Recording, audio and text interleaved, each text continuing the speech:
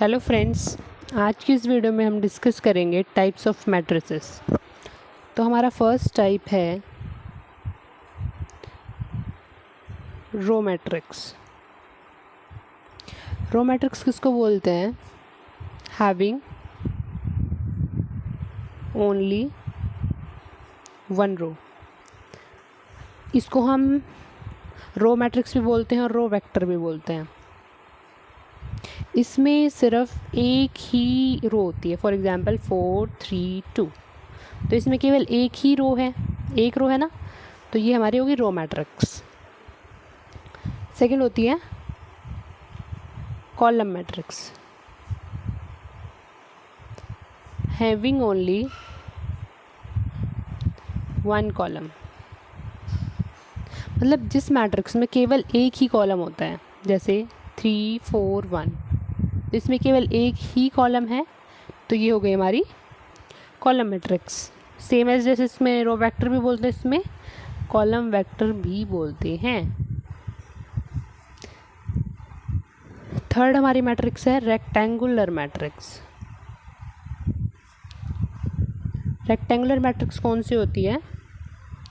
जिसमें m is not equals to n, यानी कि number of rows is not equals to number of columns. मतलब जिसमें number of रोज और कॉलम्स इक्वल ना हों, जैसे 3 4 3 4 1 2 1 1 1 3 4 1। इसमें क्या है, नंबर ऑफ रोज कितनी है? 3। नंबर ऑफ कॉलम्स कितने हैं? 1 2 3 4। तो number of rose number of columns की इक्वल नहीं है, तो ये क्या हमारी रेक्टेंगुलर मैट्रिक्स है। फोर्थ हमारी है स्क्वायर मैट्रिक्स। स्क्वायर मैट्रिक्स में क्या होता है, जो नंबर ऑफ रोज होती हैं और नंबर ऑफ कॉलम्स वो इक्वल होते हैं। अब जैसे इसमें ये 3 क्रॉस 4 था, नंबर ऑफ रोज 3 थी, नंबर ऑफ कॉलम 3 थे, 4 थे, तो इसमें क्या होगा, नंबर ऑफ रोज, तो ये क्या है, number of rose 3, number of columns भी 3, तो 3 क्रॉस 3 का मैट्रिक्स है, तो ये स्क्वायर मैट्रिक्स होगा। 1 क्रॉस 1 का, 2 क्रॉस 2 का, 3 क्रॉस 3 का, 4 क्रॉस 4 का, अप टू सो ऑन। तो ये होता है हमारा स्क्वायर मैट्रिक्स। फिर आता है हमारा डायगोनल मैट्रिक्स।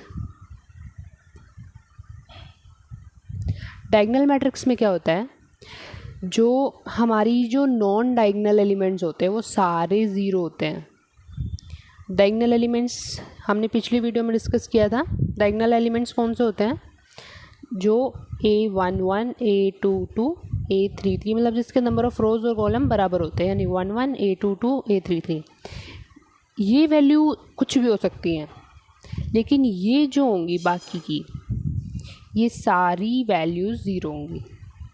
तो इस टाइप की जो मैट्रिक्स हमारी बनेगी वो डायगोनल मैट्रिक्स होगी, जिसमें भी हमारी डायगोनल एलिमेंट्स के अलावा सारी एंट्रीज ज़ीरो हैं, वो हमारी डायगोनल मैट्रिक्स है। नेक्स्ट हमारी आती है स्केलर मैट्रिक्स। स्केलर मैट्रिक्स, तो स्केलर एलिमेंट मैट्रिक्स में क्या होता है, जो हमारे डायगोनल एलिमेंट्स होते हैं, ये हमारे डायगोनल एलिमेंट्स हैं, तो इनकी वैल्यू बराबर होगी, यानी कि A11 is equal to A22 is equal to A33। इन तीनों की वैल्यू बराबर होगी, और बाकी जो नॉन डायगोनल एलिमेंट्स हैं वो ज़ीरो होंगे। ठीक है, डिफरेंस क्या है डायगोनल में और उसमें? डायगोनल मैट्रिक्स में इसकी वैल्यू कुछ भी हो सकती है, कुछ भी, लेकिन स्केलर मैट्रिक्स में क्या होगा, इन तीनों की वैल्यू बराबर होंगी, और ये जो होंगे नॉन डायगोनल एलिमेंट्स ये ज़ीरो होंगे। नेक्स्ट आता है स्केलर या फिर आइडेंटिटी मैट्रिक्स। इसमें क्या होता है, जो हमारी डायगोनल एलिमेंट्स हैं उन सब की वैल्यू इज़ इक्वल टू 1 और बाकी एलिमेंट्स ज़ीरो। इसमें क्या डिफरेंस आया, जो स्केलर मैट्रिक्स थी उसमें सबकी वैल्यू सेम होनी चाहिए, वो वैल्यू कुछ भी हो सकती है, लेकिन स्केलर मैट्रिक्स में unit matrix, sorry its unit matrix. Unit matrix में क्या हुआ, यूनिट या फिर आइडेंटिटी मैट्रिक्स में क्या हुआ, इनकी जो डायगोनल एलिमेंट्स की वैल्यू है ये 1 के इक्वल होनी चाहिए, तो ये हमारा क्या होगा, आइडेंटिटी या फिर यूनिट मैट्रिक्स। नेक्स्ट हमारी है ट्रायंगुलर मैट्रिक्स। ट्रायंगुलर मैट्रिक्स के दो पार्ट हैं, अपर ट्रायंगुलर और लोअर ट्रायंगुलर। अपर ट्रायंगुलर में क्या होता है,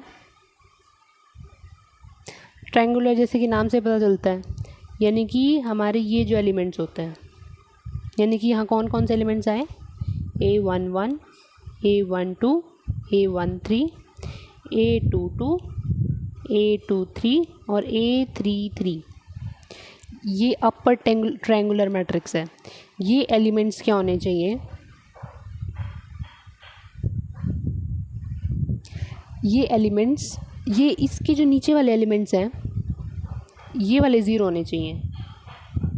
ऊपर वाले एलिमेंट्स कुछ भी हो सकते हैं, लेकिन नीचे वाले एलिमेंट्स कम्प्लीटली ज़ीरो होने चाहिए। इसके बारे में कोई इन्फॉर्मेशन नहीं है, लेकिन नीचे वाले जो ये 3 एलिमेंट्स हैं अपर ट्रायंगुलर में, ये ज़ीरो होने चाहिए। लोअर ट्रायंगुलर में क्या है, ट्रायंगल, ये जो ट्रायंगल ऊपर बना था हमारा, ये नीचे बनेगा, यानी कि ये कौन कौन से एलिमेंट हुए, A11, A21, A31 और ये A22, A32, A33। इनके अलावा ये जो 3 एलिमेंट्स बच गए हमारे, ये 3 एलिमेंट्स ज़ीरो होने चाहिए। ये कुछ भी हो सकते हैं, लेकिन ये 3 एलिमेंट्स ज़ीरो होने चाहिए, ये वाले 3। तो ये क्या बन जाएगी, हमारी लोअर ट्रायंगुलर मैट्रिक्स। नेक्स्ट आता है ज़ीरो मैट्रिक्स या फिर नल मैट्रिक्स। इसमें क्या होता है, जो हमारे एलिमेंट्स होते हैं, एक मैट्रिक्स के सारे एलिमेंट ज़ीरो होते हैं, तो वो हमारी हो गई नल मैट्रिक्स या फिर ज़ीरो मैट्रिक्स। फिर आता है हमारा कंपेरेबल मैट्रिक्स। कंपेरेबल मैट्रिक्स कौन सी होती है, जिसको हम कंपेयर कर सकते हैं। तो कंपेयर किस मैट्रिक्स को हम कर सकते हैं, कोई भी 2 मैट्रिक्स है सपोज, तो उसको हम कब कंपेयर कर सकते हैं, जब उनका ऑर्डर सेम हो। यानी कि मान लो इसका ऑर्डर mn है और इसका ऑर्डर pq है, तो जब p q के इक्वल है और n m p के इक्वल है और n q के इक्वल है, यानी कि दोनों की नंबर ऑफ़ रोज़ इक्वल है और दोनों के नंबर ऑफ़ कॉलम्स भी इक्वल है। अगर ये 2 क्रॉस 2 की मैट्रिक्स है, तो यानी कि m p के इक्वल होना चाहिए यानी 2, n q के इक्वल होना चाहिए यानी 2, यानी कि ये भी 2 क्रॉस 2 की मैट्रिक्स होनी चाहिए। अगर मान लो m की वैल्यू 3 है, यानी कि नंबर ऑफ़ रोज़ 3 है, नंबर ऑफ़ कॉलम्स 2 हैं, तो ये p की भी जो रोज़ हैं ये m के इक्वल होनी चाहिए, यानी कि 3 क्रॉस 2 की मैट्रिक्स होनी चाहिए ये भी। तब हम किसी भी मैट्रिक्स को कंपेरेबल मैट्रिक्स बोलते हैं। नेक्स्ट अब हमारी आती है equality of matrix. Equality of matrix यानी कि हम किसी भी मैट्रिक्स को इक्वल कैसे मतलब क्या कंडीशंस होंगी। कोई भी मैट्रिक्स है ए, कोई भी 2 मैट्रिक्स है ए और बी, उसको इक्वल कब बोलेंगे। इसकी 2 कंडीशंस हैं। पहली कंडीशन है they are of same order, मतलब वो दोनों सेम ऑर्डर के होने चाहिए। जैसे हमने कंपेरेबल मैट्रिक्स में देखा, ऐसे ही हमारा जो ए का ऑर्डर है लाइक m क्रॉस n है और p क्रॉस q b का है, तो m p के इक्वल और n q के इक्वल होना चाहिए, यानी कि इनका ऑर्डर सेम होना चाहिए। दूसरी कंडीशन क्या है, elements in the corresponding position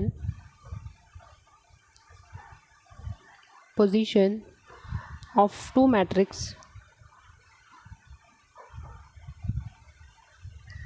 are equal। यानी कि कॉरेस्पॉन्डिंग एलिमेंट्स कौन से होते हैं, like A1 A2 2 1 2 2। B11 B12 B21 B22। तो ये इक्वल कब होंगी? पहले तो इनका ऑर्डर सेम है, ये 2x2 2x2, पहली कंडीशन सेटिस्फाइड। उसके बाद क्या है, ये कॉरस्पॉन्डिंग 1 1 1 1, तो ये इसको कॉरस्पॉन्डिंग बोलेंगे, first row first column, first row first column. तो ये क्या है, कॉरस्पॉन्डिंग एलिमेंट्स हैं। तो A11 is equal to B11, A12 is equal to B12, A21 is equal to B21 और A22 is equal to B22। तो ये इक्वल होने चाहिए, तो हम दो मैट्रिक्स को इक्वल बोल देंगे। ओके फ्रेंड्स, आज की वीडियो में इतना ही, तो मिलते हैं नेक्स्ट वीडियो में।